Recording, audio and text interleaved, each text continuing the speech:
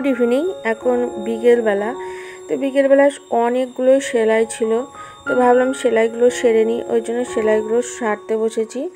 আর সেলাইগুলো সব সেরেও নিয়েছি। তারপর এই যে এগুলো সব ভাঁজ করে রেখে দিলাম, তার কারণ এগুলো তো কাস্টমারের কাজ, এগুলো যদি আবার ভাঁজ করে না রাখি তো ভালো লাগে না দেখতে। আর চেষ্টা করি কাস্টমারের জিনিসগুলো একটু সুন্দর করে পরিপাটি করে রাখার। এদিকে সব জিনিসগুলো ভাঁজ করা হয়ে গেছে। তার সাথে বড়দের আমার প্রণাম। আশা করি তোমরা যে যেখানে আছো ঈশ্বরের কৃপায় ভালো আছো, সুস্থ আছো। আমিও ভালো আছি।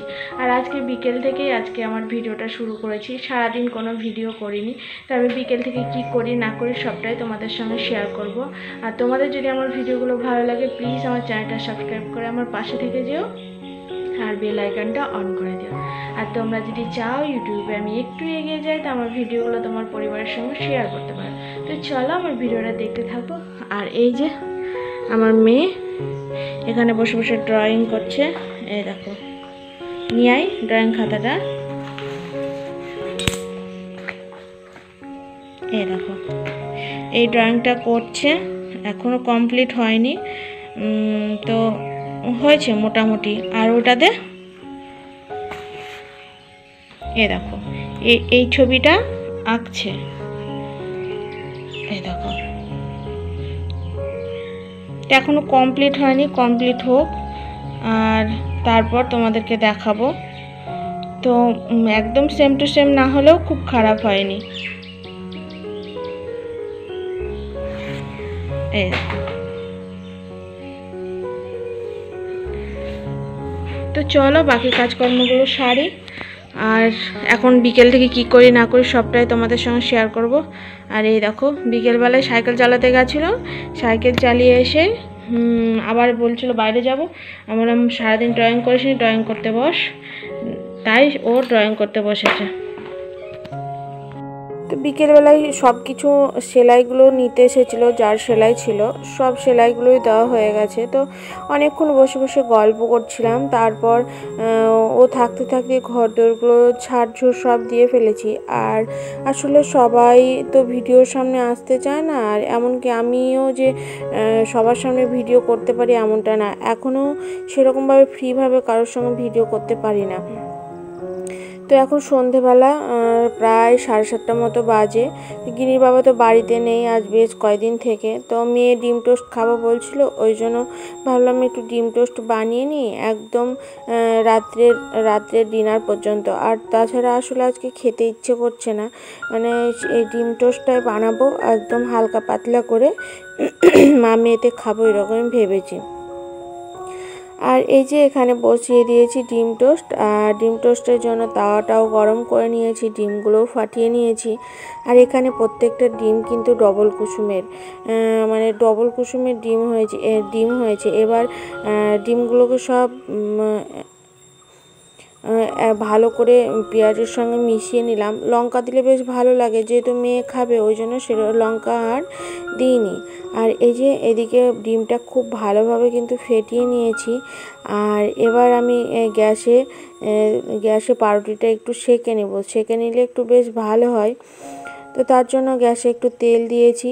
আর তেলটা একটু গরম হলে পাউরুটিটা সেঁকে নেব। আর এই যে একদম হালকা করে তেল দিয়েছি, অল্প, মানে যতটা পারছি একটু তেলটা কম খাওয়ার চেষ্টা করছি। ওর মধ্যে থেকেও তেল খাওয়াটা জানো তো একটু হয়েই যায়।